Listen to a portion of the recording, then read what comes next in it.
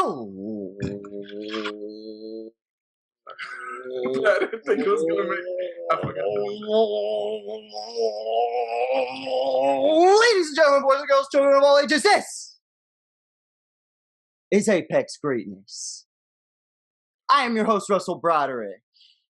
This way. Both wrong.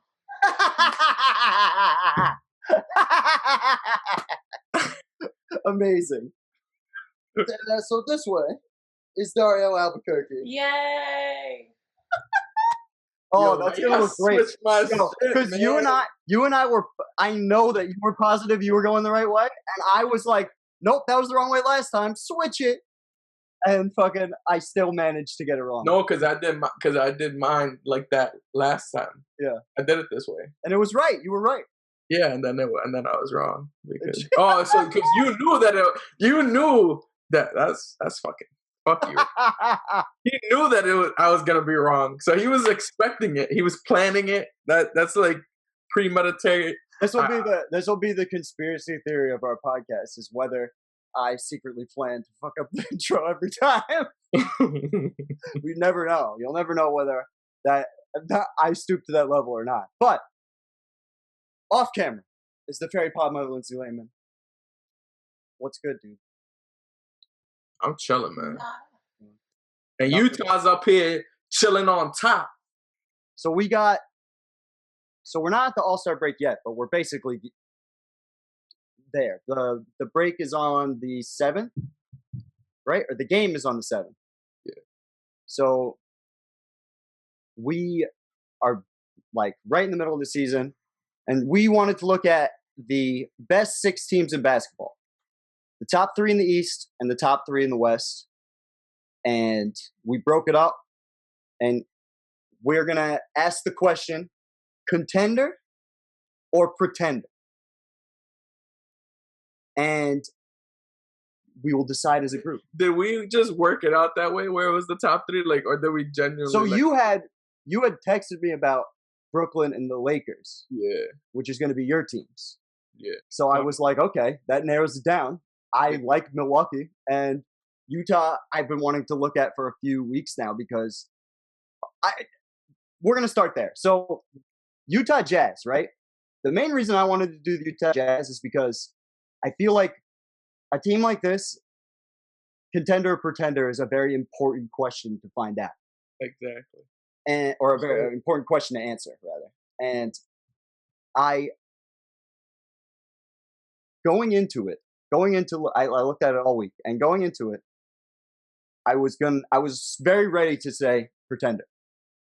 I was like feeling very confident that the Jazz, like Donovan Mitchell, I knew they were going to be a tough out last year, right? When we had discussed the playoff preview between the Nuggets and the Jazz. I think I took the Jazz in 7 because I just thought, I thought Mitchell, who did perform really well. He had the 3rd highest scoring game in playoff history. I think that's what it is, with 57.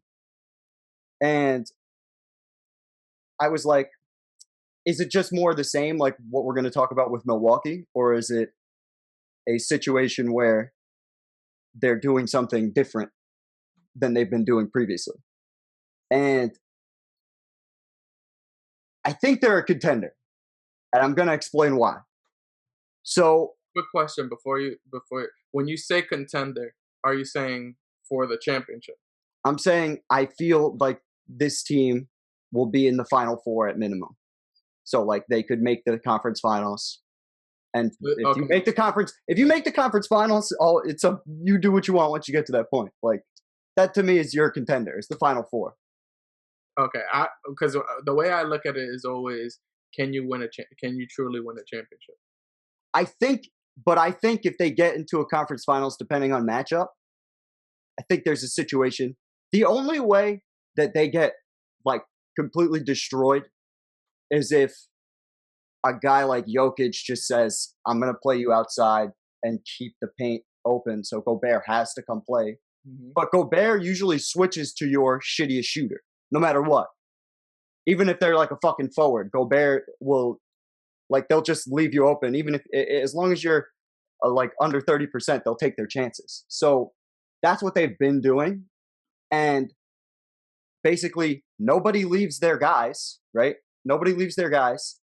And if they get blown by, Gobert's there for the help defense. Yep. And that's been their success defensively. And I think Gobert could be in the running for Defensive Player of the Year for that reason. But the other thing that they do is that's like that. When I was doing this, I was like, they shoot threes at a clip that is really impressive. So they're number one in 3-point attempts, right? And number 3 in 3-point percentage. And no other team is in both of the top 5. Like, you're either top 5 in one or the other. Fucking. So they're incredibly efficient. And it's because they run everything through this pick and roll. And see how they, as soon as they collapse, like it's a fluid, it makes sense when you watch it too. There's your pick and roll, right? Okay, so they stay with him now. Look at the separation. It's all, he's got so much space to make moves. Like, it's very fluid. You don't have to think too much about it. In my opinion, I've heard that Quinn Snyder's offense is quote unquote complicated, but when you watch it, it seems like Donovan Mitchell and Mike Conley are out there playing quarterback. And I guess sometimes, who is that? Is that That's Joe Ingles. That's not Joe Ingles. Oh no, That's it's Bogdanovich. Why did I think knew it wasn't Joe Ingles? Because he's white. Oh. I thought that was Joe Ingles too. See? No, Joe Ingles. He's been playing for that same reason that Russell said. So it's But I think we've seen teams, even if it's one and done teams, like one championship and then you never really hear from them again. They're a blip on the radar. Mm-hmm. We've seen teams have a formula of really strong defense. As you talk about a lot, you cannot be a shitty team defensively and win the championship, and they're not. And that defense and efficient offense on the other side. We've seen that work for a championship. Like, that's a winning formula. And it's not a situation where, like the Bucks, it's very centered around one guy. They have 2 different playmakers in Conley and Mitchell, right? Yeah. And then they have Gobert as your roll man. Derek Favors can be the roll man. And then basically everybody that stands on the outside is above 30% from 3. There's no one on the team besides like Derek Favors and Gobert that shoots less than 30%. So my only thing with the Jazz is I think that their defense is probably like top 5 in the league, probably the best. I don't know. This is stupid. But I really think in a playoff series, yeah, they're not gonna have, because if you just so in an actual playoff series, I think it's gonna be very easy to defend them, and they're gonna be too reliant on Donovan Mitchell. Why? We've seen that because we've seen that in any playoff series that they've had in the past few years. Donovan Mitchell has to go in like crazy in order to keep them in it, and maybe the offense is a little better, but I just don't see it being a consistent weapon throughout the playoffs. And so wasn't in the bubble Bogdanovich injured, so he didn't play in the bubble? What about Conley? Was Conley there too? And then what about Jordan Clarkson? Because he's putting up numbers this season as well. Yeah, well, that's the other thing I was going to talk about. Chucky McGee, a.k.a. Jordan Clarkson. Yeah, he went crazy in the bubble. But he's probably up for 6th man of the year this year. He's kept that in the bubble, from the bubble. He's kept it going. Okay. You know what I mean? And it's a whole nother. And they're going to come in if they get the 1 seed, right? Which they're looking like they're probably going to get the 1 seed. They will be coming in with a whole different confidence than they did going into the bubble, right? And when you have that confidence, it makes a difference. Like that, we know that makes a difference. That's the same reason why in Philadelphia, Ben Simmons last night said, we're trying to get number one. We want to be the number one seed. Like, we're trying to compete. We want that. And I think when you're this kind of team and you're coming up, I think that's important. And also, it's the weird season that we're in. Like, it wouldn't shock me if this team, I could easily see this team making the conference finals. It just depends on who they have to go against. There's a couple of really bad matchups for Gobert, but if they're not put in one of those situations, like if Anthony Davis is back, that's a bad matchup for Gobert. Like, because Davis can take him outside and spread the floor. Anybody that can get away with doing that, you're probably going to have trouble. But if they decide to just say, fuck it, put Gobert on the non-shooter on the floor, whoever they decide that is, like maybe it's Gasol. Like Gasol could shoot, but he's clearly not the guy he was. Yeah. Like, yeah, I could see. You know what I mean? Like there's a pretty easy pathway. And what if Davis is not that? Yeah. So that was what I was going to say. Who we're getting to next, right? Well, just I wouldn't if the Lakers are injured going into the playoffs and Anthony Davis is out or some shit, I think then I could look at this team as probably like a clear-cut conference champion in the conference finals. Yeah. But right now I look at them as they could lose in the second round or the conference finals. But I do not expect them to get to this championship and win. Here's the thing that so that's why I would think that they're not contenders in my eyes, because I can't even imagine them winning. This team played the Clippers, beat them. Played the Lakers, beat them, right? Hornets. Who else is here? Well, this is the regular season. That does not matter at all. Like we were. I don't know how many times I gotta say this, but regular season don't mean shit. When you have a 7-game series, people are planning for you and only you for a week. And so I have a question though. Are you going to say no matter what until you see them win, you're just going to say they're not a contender? Until I see what?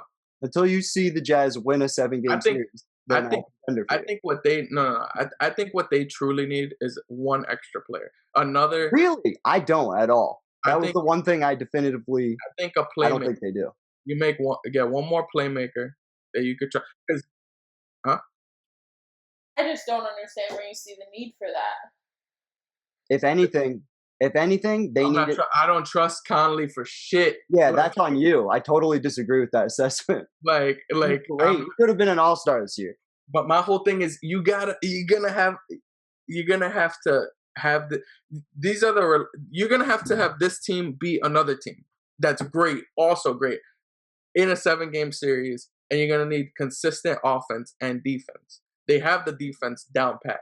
They have the offense too. They have everything that they've done this season. Look at this. 3-pointers, number 1. 3-pointers attempted, number 1. 3-point percentage, number 3. They're shooting almost 40% as a team from deep.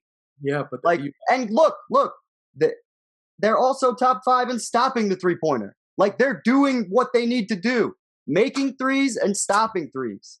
Like, there's an obvious rhythm and formula to what they're doing that we've seen get to a championship in the past. Yeah, I mean, that's totally. For me, I just don't see. I do not see them going to the finals, and I do not see them winning. They're the top rebounding team in the league. Like, they have all these numbers that when you look at a box score at the end of a game, you go, "Oh, that's why they won." Yeah, but when you look at sometimes that's just insurmountable. But then you got to look. That's cool, but when you look at who they're gonna have to be facing, and you look at name some teams that they haven't already beat. I don't care about. I literally don't care about what they're doing in the regular season. You got to look at. You can't. You got to look at these. Out your own argument, though. No, you got to look at these teams. You have to look at what they're doing in the regular season. If they face the Nets, like in the finals, yeah, I would not feel confident about them versus the Nets. If they but I think they could still. There's still a place for them to get to a finals. Like, if they there's a universe they make. The Clippers, like I think they'll have issues with the Clippers. Lakers at full strength, they're gonna have issues with the Lakers. Like, that's one benefit that they have. If the Lakers are not at full strength going into the playoffs, they have a huge advantage. So Lakers. So here's what they might not have. They might not have the best transition defense or the best transition offense, rather. Yeah. They're good in the half court, but when does that benefit you the most? In the playoffs. Exactly. That's the other thing that popped out. They run everything off a pick and roll. That's all you're going to need to do in the playoffs because it's all half court anyways. The game slows down. That makes sense. Right. And if you double the pick and roll, then you got the shooters who have been hitting. I mean, look, if they just stop making their shots, you're not going to win anything. But the whole thing is that they're playing you different in the playoffs. They're consistent. They know what you're doing. Because after like game 2 or 3, the teams know each other. It's like, all right, you've made. We played each other. I made an adjustment for game 2. You counter adjusted. And now I'm like, oh, okay, I know more or less how you're going to go about this. This is how you play. And this is why sometimes teams are just so dominant that it doesn't even matter about the adjustments. They're going to sweep you or whatever. But when you're playing a team like this, once Gobert's in the game, it's like, okay, you no longer have to ever worry about a shooter. And then you also know if you have shooters around that he's going to have to guard, you pull him away, you exploit their defense. But they're not. But this is what you're not understanding. In a 7-game series, why wouldn't you do that? All season, this season, no one's collapsing on Gobert. They're staying with their guys, which is making the lob or the work with the pick and roll very easy. That's the difference with this team. That's not that.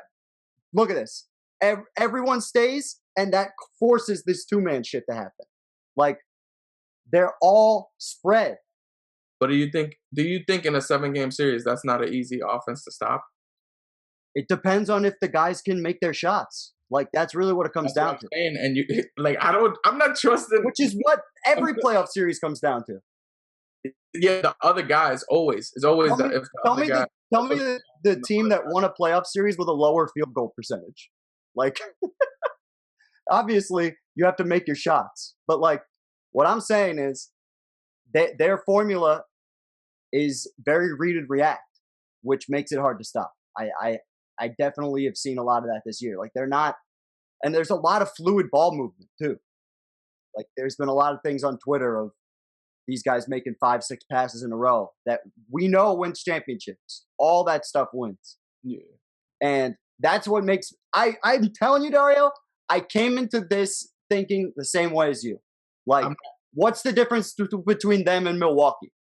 Like, that was literally because I had those two teams to look at. Mm-hmm. And that's what I was focusing on for this. What the fuck is the difference between them and Milwaukee? And the biggest difference, when Milwaukee gets in the half court, they're fucked. They're fucked. This team only works in the half court. Yeah. Totally different. It's weird. Yeah. And not all their players are great, but all their players are good. The way that I'll believe it, I think what you said is right. If I see them win a playoff series, you're just always gonna. And it depends. Well, I'm so annoying. No, you're just always gonna be like that. Well, that's just I don't trust it, especially like something that has never shown me anything. I just need to see it first. And my whole thing is, even if they win in the first round, it depends who they win against. You most likely going against the 8th seed. You might be going against. Well, that matters. I mean, that's why do you think it's so important for them and Philly? Because even going back to what I was saying about Ben Simmons was like, when you're 1, you play 8, and that matters. Yeah. I couldn't believe he said that, but just the way he said it, he had like a weird smirk about it. It was funny as fuck. Yeah. But I think this Utah team might be for real. Especially also last year, right? They lost in the first round. But it was a hard 7-game series with the Nuggets. And they were able to make adjustments. And they were missing Bogdanovich. Right. I just don't care about Bogdanovich. He don't mean shit. I'm just like, yo. If they miss Mitchell, then that's bad. But I'm like, Bogdanovich ain't shit. Like, Lakers didn't have Avery Bradley. Like, I thought they had. Come on, are you really going to say Avery Bradley is something? Yes. It's very similar. It's very similar. No, talking about Avery Bradley was our best 3-and-D guy on the team. That was a fact. Yeah, but look what Bogdanovich was doing for them last season before he got injured. It's not the same as saying Avery Bradley was injured. Trust me. When you're talking about defense, are we looking at just offense, or are we looking at what defense does? Because I'm talking defense, fucking both. what happened? I'm talking both. All right, we can see. I don't know, man. Avery Bradley was definitely important.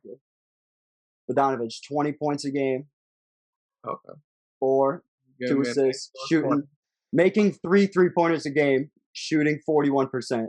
on They the were whack. missing 20 points a game, though. That's my point. Yeah, 90% from the line. No, he's important. He's important to what they do, and he's definitely helping them win here. Even though his numbers have gone down, like everyone on this team is getting shots, and that's why you see the assist numbers. There are 5 guys with almost 5 assists, or not 5, excuse me, 3 guys with almost 5 assists a game in Ingles, Mitchell, and Connolly, and it's all because of what they're doing on the pick and roll. And I really think it's because of and then when Clarkson comes in, when they don't feel like doing that, if they just let Clarkson get the ball and Yeah, do his shit. crazy dribble. I mean, they do. I like the formula. They have the formula. That's all I'm saying. I agree. I with their cannot. lack of experience, but I think they have the toughness. I don't think they're pussies. I think they have the toughness, and I think they have. I know guys like Mitchell have the mental fortitude to make it through a grueling playoffs. It's just about whether, and this happens, and this is why Shaq has coined this phrase: the others have to play. The others have to step up for this team. But I think the way they run the offense and the way they run the defense, it's working. So I think they're contenders. But that's my spiel. I'm sticking with pretenders right now, but we could talk about that more. What do you got, Lynn? Contenders or pretenders? Oh, I had them as contenders. There you go. So we're 2-1. So fuck you. That's fine. I expect that. Overruled. All right, that was good. It wasn't. Wait, time out. This wasn't like all agreed and then that. No, this is my opinion. Fuck y'all, Utah. I never respected y'all. Since '98, y'all been looking dirty, losing in the final. You ain't gonna smell a finals. I guarantee it. Well, And I don't even have no hatred towards y'all. I ain't got nothing.